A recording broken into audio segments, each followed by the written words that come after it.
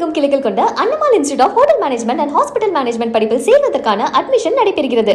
நாகையில் 3 மணி நேரமாக வெளுத்து வாங்கிய கனமழையால் தாழ்வான பகுதிகளில் மழைநீர் தேங்கியது.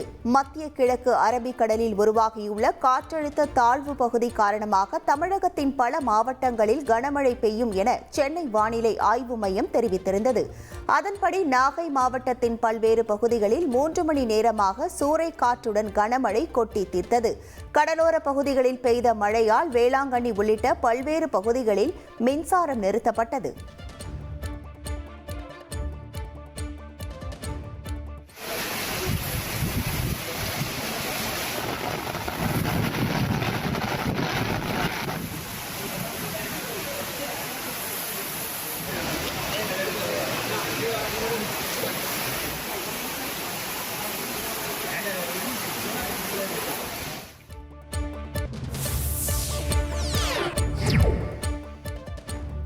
சேலம் ஏற்காடு பகுதியில் 48வது கோடை விழா மற்றும் மலர் கண்காட்சி தொடங்கி நடைபெற்று வரும் நிலையில் ஏற்காடு முழுவதும் பனிமூட்டத்துடன் கூடிய லேசான சாரல் மழை பெய்ததால் சுற்றுலா பயணிகள் மகிழ்ச்சி அடைந்தனர்.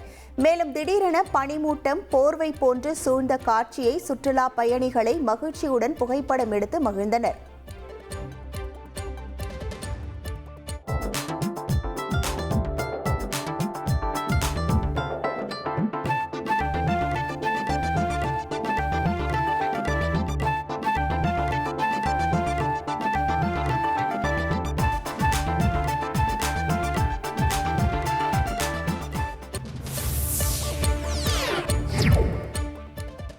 நித்திரவிளை சுற்றுவட்டார பகுதிகளில் பெய்த மழையால் பொதுமக்களின் இயல்பு வாழ்க்கை பாதிக்கப்பட்டது. கன்னியாகுமரி மாவட்டத்தின் பல்வேறு பகுதிகளில் பரவலாக மழை பெய்தது. நித்திரவிளை சுற்றுவட்டார பகுதிகளில் பலத்த காற்றுடன் கூடிய கனமழையால் சாலையோரம் இருந்த வேப்ப மரம் சாய்ந்து விழுந்ததில் மின் கம்பிகள் அறுந்து மின்சாரம் துண்டிக்கப்பட்டது. இதனையடுத்து சாலையில் விழுந்த மரத்தை அகற்றும் பணியில் அப்பகுதி மக்கள் ஈடுபட்டனர்.